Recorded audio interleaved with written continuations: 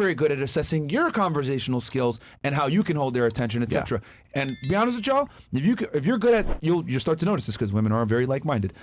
Once you're able to be attractive and tell good stories to one girl, more than likely other girls are going to find you interesting too. Mm-hmm. Yep. Yeah. You know, that's the number one complaint I hear from when I'm dating a younger woman, like 18, 19, 20, 22.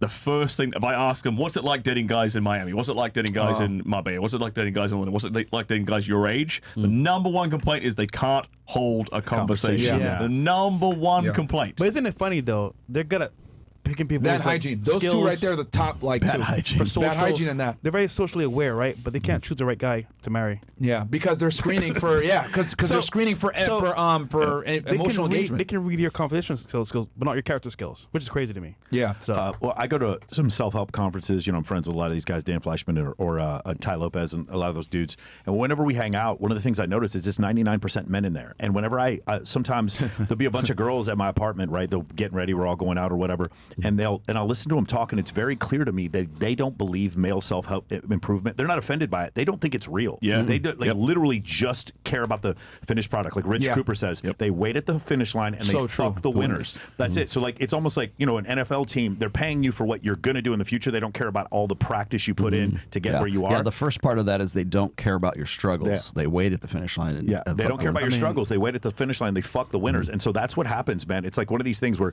you understand all the stuff you had to go through. Now, like he said before, when they find out, when they see all these self-improvement books, they're like, why did you have to do this? Don't you just get it? And the problem is now, back in our ancestral past, all the way just say back in the 1950s, we had a process in this country or in this just in world in general where you had to write a passage as a man, and then that way you would get it. And that would be like going through Marine Corps boot camp, or it would be like some initiation when you're on the football team and they tape you to the goalpost, or you carry the seniors. Hazing is good. Yeah. This guy, not the pseudo homosexual shit, but the basic hazing, like making somebody carry water or whatever. That's normal. Do push-ups, rookie. That's what they did to us when we joined the military. And I understood that. There was a rite of passage. As fewer and fewer men go through that, fewer and fewer men will get it. And then so more of these men are going to require some level of self-help in order for them to get it. No, women do not give a shit that you don't get it. And they're not going to help you get it. Facts. They're not going to teach you. It doesn't make any sense from an evolutionary standpoint, from a woman who's a perfect 10 to give you advice on how to fuck a 10, because then everyone would fuck her. That doesn't make sense. That is not how it works. You don't ask the deer how to catch a deer. That's the problem. So because they don't understand that, when women give advice on what men should do, it's the advice they would give to a man they're already attracted to, because they cannot conceive of them sleeping with a man they're not attracted to.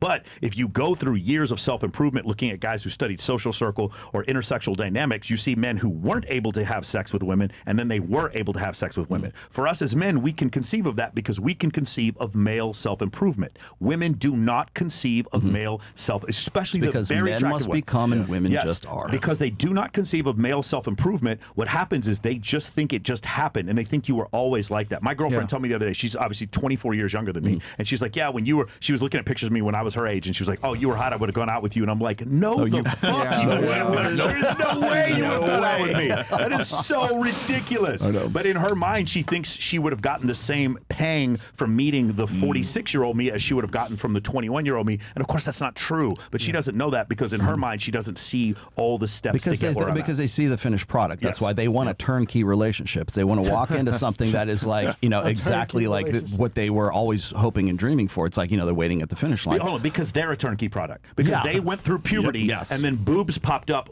sometimes when they were 16 or 17, and then all the guys gave them attention. They were just the finished product. They just add water, and they were hot, and female self-improvement was puberty and then turning 17, but 18. It also boils down to like what I've called the hypergamous filter. Women are looking for a guy who's legit. Like if you look at shows like The Bachelor or Cheaters or something like that, there's always the intrigue is finding out, is this guy really who he really says he is? Yeah. And that's this I wrote about it in the first book, Indignation.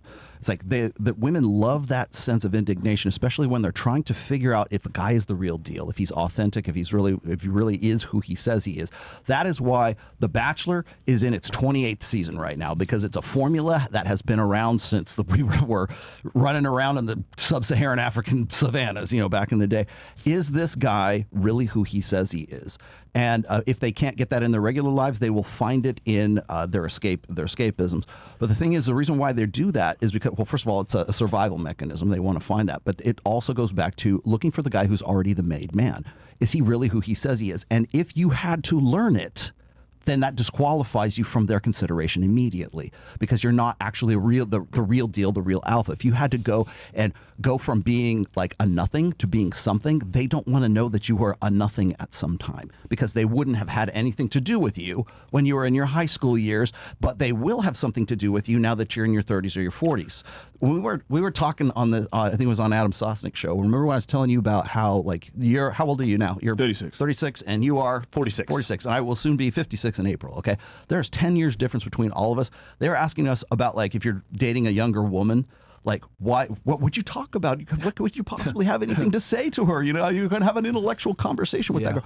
They have everything to talk about because they have all 20, 30 years of lived experience and stories and everything Life else. lessons, everything. That's why those guys who are women's peer group age, like say they're in their 20s, they're not good conversationalists because they have no lived experience. They have no stories to tell that keep them engaged along with that.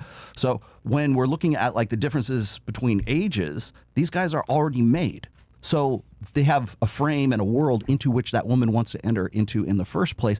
And so the question, is this guy really legit? Is he who he says he is? That's answered hands down. They already know with also, certainty. speaking isn't always it as well. It's also an environment. And you being a made man, which means you can have access, which you didn't have before. True. So having that environment, having that lifestyle, but it still speaks for itself. Congratulations. Michael, Now you know I would named it Access Vegas. Michael, I want to ask you this. You probably have this very similar experience. You know as well as I do that not every woman is going to be into a successful man. No matter how high value is, there's some guy. Not a particular one. Yes. Yeah, exactly. Like women are very can be quite picky, right? Yes. Or they have multiple attraction triggers. Yes. Hundreds of them. You said this the other night. Yes. So even though he's a very attractive guy with lots of options, not every girl's going to like him, right? Yeah. How many times have you been with a girl and she's into you, and she immediately assumes that every girl on the planet therefore must be into you? Bro, it is crazy. We did this experiment where we asked girls, and we're like, how many of your female friends, how slutty do you think they are? And because women do this, when they're attracted to you, they think every woman is down to fuck you immediately. Yep. They think when a woman is attracted to you, they start believing you come home and there's 9 women just waiting to have sex with you. And it's one of the weirdest things. Like, I wish it was that easy. Like, That's one of my favorite tests that we do on Access Vegas. Yeah. How slutty do you think your friends are? A range of 1 to 10. And their friends are always 9s, but the girls are always 4s. And I'm like, no, your friends are exactly as slutty as you are, and they would be saying the exact same shit about you if you were in right now. So it's so reliable too. Yeah, it's really funny. Yeah, I mean, it's just, and that just goes to that just goes to show what we've discussed so many times about women is that they're extremely solipsistic. The way I think is the way that the rest of the world operates as well. Yeah. And going back to that is, I think guys really need to understand this because you were talking about rejection earlier. I didn't want to interrupt.